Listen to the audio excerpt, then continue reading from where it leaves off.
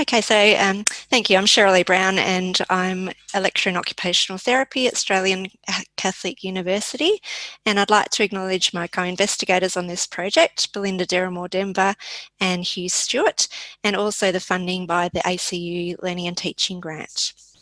So group work, should we just let them pick their own groups? So the project came about in course discussions about the best way to allocate our students to group assessments in our ACU OT course. And this was pre-COVID, so face-to-face course. Most of us were using self-selected groups as we believed they were most popular among students, and we like to be popular and get good evaluations for our units. But we were encouraged to try and use random allocation at times, particularly in first year units. And this was based on a presumption that first year students haven't established friendship groups yet.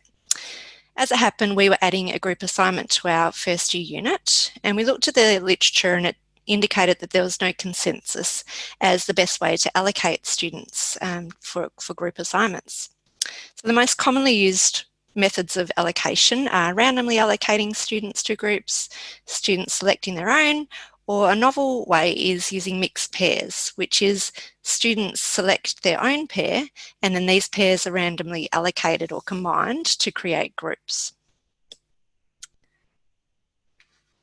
So for self-selected groups, students find these more satisfactory. They may be more motivated to learn since they choose their own group members based on established relationships. It might ease communication and facilitate cooperation, but it's not clear if it actually enhances learning outcomes relative to random allocation or mixed pair allocation. The students tend to work in or choose homogenous groups because they're more comfortable working with like-minded people. However, self-selection might be stifling, so it can stifle the diversity of people students work with, their exposure to different points of view or different ways of working, and the uptake of different roles in the group because of entrenched power bases. There's also the issue of remainders. So these are students who are not chosen into groups because they might fall outside of friendship groups, they might be older or culturally or linguistically diverse. So randomly allocated groups may closely resemble the workplace environment, but it's not a popular choice. Students believe that it's potluck as to whether they're grouped with hardworking students or not. But a qualitative study found that despite initial unease with this grouping, there was evidence that both individual and teamwork capabilities were enhanced using random allocation. So students were able to adopt different roles to usual, and so they showed more ownership over the process and acquired a wider range of abilities. But we're not sure, again, if this would enhance learning outcomes or not. Mixed pair allocation has promising results, but just limited results. So it might provide that good balance, preparing students for working life with different people, but also the comfort of having a known partner. It's been found to be superior to random allocation in terms of group grades and satisfaction. And in terms of comparison to self-selected, it has similar effective outcomes relating to group processes. But there might be difficulties with the heterogeneity within mixed pairs. So more diversity of knowledge levels, diversity of techniques and motivation and personalities. This might impact on the group climate and their learning. So we had two main problems with the existing research that we came across. So the first is that there's limited focus on health courses, which are predominantly female and may have more altruistic students enrolled in them. And there were few well-designed studies. So many studies were based on retrospective student reflections without control groups, and some comparative studies were generally not controlled. So they compared different cohorts in different universities across different units, so not apples with apples. So we found there was the need for a more comprehensive, well-designed study. So we asked which group allocation method leads to superior learning outcomes, group attitude and teamwork skills for first year occupational therapy students, random, self-selected or mixed pair, What we thought is that mixed pair might be superior on all outcomes, and we also thought that self-selected groups would be superior to random in terms of attitude and teamwork. We used a randomised control trial, and ethics approval was attained before we started. So the unit of interest was at our university, which is a multi-campus university in Australia. It's a first year, second semester occupational therapy unit. The unit delivers the same national curriculum across 3 campuses. So all students aged over 18 years who were enrolled in the unit in 2019 were eligible, so this was pre-COVID. And we did a power calculation before we started, and we needed 159 participants to detect an educationally meaningful difference. So this diagram that I'm going to pop up here shows the different assessments within our unit at the time. And so the study focuses on the experience and grades from the group assignment 2, as well as individual exam scores. So we had 13 tutorial classes, and we randomised each of these. So in week 4, all classes were randomly assigned to one of 3 methods of group allocation for their assignment 2, either random, self-selected or mixed pairs. We had an independent research assistant who was responsible for random allocation, also for recruitment and data collection, and the teaching and marking staff were blinded as much as possible. The consenting students completed an online survey in week 10 when they submitted their group assignment 2. The survey included the attitude towards working in a group scale and the Team Q survey. The attitude towards working in a group scale had 8 items that are shown there, and it used a 7-point scale, asking students to report how they felt about working in their assignment 2 group, in their small group. The Team Q survey measured teamwork skills, and then students rated the frequency that they themselves and each of their group members demonstrated particular teamwork skills during their assessment 2. It had 14 items measuring these constructs on the screen there. And items were rated on a 5-point scale, from 0 being never to 4 being always. There was also the option to provide comments about their group work experiences. And then finally, we assessed learning outcomes. These were measured by the group grade for the assignment 2 and the individual exam grade in percentages. We used one-way ANOVAs to compare the difference in learning outcomes between group allocation methods, and where there were significant differences, we used LSD post hoc tests to see where those differences were, and we used Krosker-Wallace and Mann-Whitney post hoc tests for the attitude and teamwork outcomes. So we had 256 students with complete data sets that were analysed. The majority of students, as you can see, were female, and they were school leavers, which is consistent with the Australian OT course typical enrolment. Only 6 students spoke English as a second language, so this reflects the distinctly high domestic student enrolment at ACU. But the 3 groups didn't differ on a number of factors, so they didn't differ on gender, grade point average, hours of employment, full-time status or language, but there were some notable differences between the groups. So the randomly allocated students were significantly older than the mixed pair students, but it was less than 2 years. They also had a higher proportion of students who had done a previous course compared to self-selected.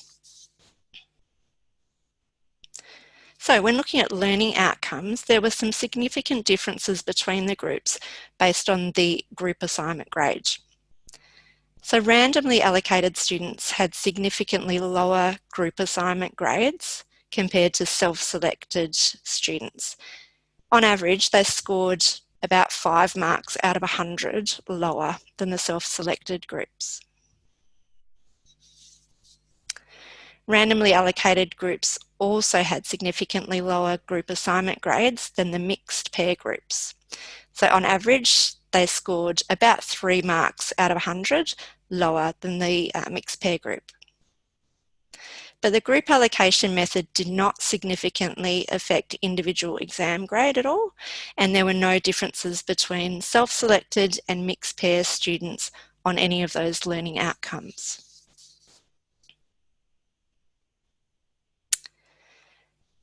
So, thinking about attitudes towards working in their small group. Self-selected students reported a significantly better attitude towards working in their assignment group when compared to randomly allocated students. And there was a difference on 5 of the 8 items that we assessed. Whereas mixed pair students only reported significantly greater desirability. I think I've highlighted the wrong one, we're looking at desirability down here, compared to randomly allocated students. Again, there were no differences in attitude between self-selected and mixed pair students.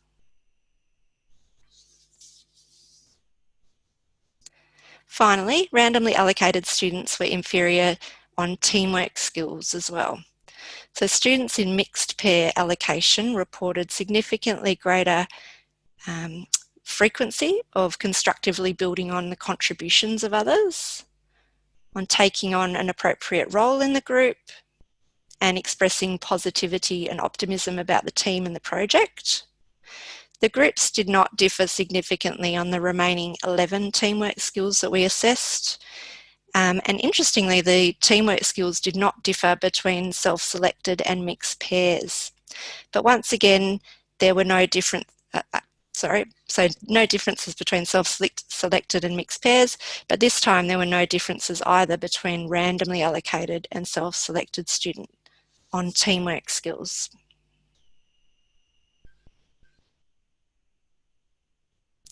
So this randomised control trial found that random allocation was inferior based on attitude, teamwork skills and group learning outcomes for one group assignment, but not for the final individual exam. Most of the descriptive comments that we got from randomly allocated students were also really negative about their group work. The bulk of them reported unequal contributions in the group, and they put these down to differences in study habits or motivation. Some also reported interpersonal dynamics, which were due to either individual personality traits, differences in opinion, or lack of communication. And these findings of random allocation being inferior fits with previous research that it's not popular among students, and they feel that it's up to chance as to whether they're allocated with students in the same frame of mind. So the differences in group grade were statistically significant, but the effect size was actually quite small. So it was between 3 to 5 marks out of 100. And according to Christine Imms in 2018, she found that a difference of 7% was educationally meaningful.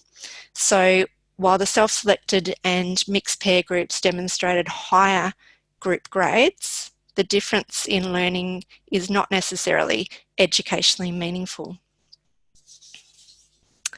On that third point, we found that there was no impact of the group allocation on the individual exam performance at the end of semester. So we're wondering here whether that's because the difference in group assignment grades was not educationally meaningful, or was it that through individual study, students can catch up at the end of the semester regardless. So we found no differences between self-selection and mixed pair allocation on any of the outcomes, so grade, attitude or teamwork. And contrary to what we had hypothesised, we weren't able to identify the most superior allocation method. This was somewhat in line with what was found in the literature in the past. The two methods had similar affective outcomes, but previous literature had thought that mixed pair had better group processes. So self-selection, in line with what we hypothesised, self-selection was superior to random allocation for attitude. So students found it more satisfying, more enjoyable, desirable and more effective. But contrary to what we thought, self-selected students didn't demonstrate any better teamwork skills than the randomly allocated students. This could potentially be due to the differences between the samples because more randomly allocated students had had prior experience being enrolled in a course before this course. So they may have come to the course with better teamwork skills. We got some comments from the self-selected students as well, and most were really supportive of this method. So they reported that because they were friends with the people in their group, they got along with each other better, they had similar expectations, and they felt comfortable in being able to provide input and feedback. So again, this is in line with previous research. But, however, some students still mentioned that they had some problems in their groups, particularly that there were some individual students who were difficult to get along with or who were free riding, so who weren't doing their share of the work. To mitigate these issues, we've developed a resource for our unit, which is an online group work module. And it's developed to assist with teamwork skills and dynamics, and I'll talk about that in a moment if I have time. So remainders will always be a bit of a problem when you use self-selected allocation. So mixed pair might be a useful strategy in that case. So mixed pair allocation had benefits over random allocation for performance on assignment grades and some teamwork attributes, but students still didn't have a positive attitude towards their group. In their feedback, students gave mixed opinions. So some appreciated learning from different students and also having that existing relationship with one of their friends, their chosen partner. They said it could help with scheduling and that type of thing. But what I found really surprising was a common comment that while the chosen partners worked well together, there was this real split in the group between the two different partners or the two different dyads. So there was this clear division. And there were reports of unequal contributions among the partners, but also things like dismissal of partners' ideas, lack of compromise with schedules and things like that. So there's real division in the groups.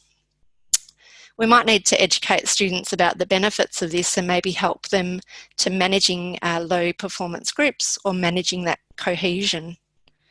So the sample might pose limitations to this research being generalised. So it was predominantly female, domestic school leavers. Courses with more diversity may well see different results or maybe more extreme differences. But we showed that a rigorous design can be effectively implemented in learning and teaching research. We mitigated the risks to this by using an independent RA, by blinding the markers and being upfront with students right from the start. We expected an uproar from students, which didn't happen, but we did get lower evaluations and more complex group issues that year. So our future research will evaluate the effectiveness of our group work module that's linked to this unit, and hopefully we can actually help students to address those common group work issues. Okay, so I think that's all I've got. Great, well that's all I've got there. All right, thank you, Cherylee. Right on time. So thank you very much to both of you for completing your presentation on time. And we have many comments and inquiries, like questions in the chat room. So if you look at it, we'll address it at the end.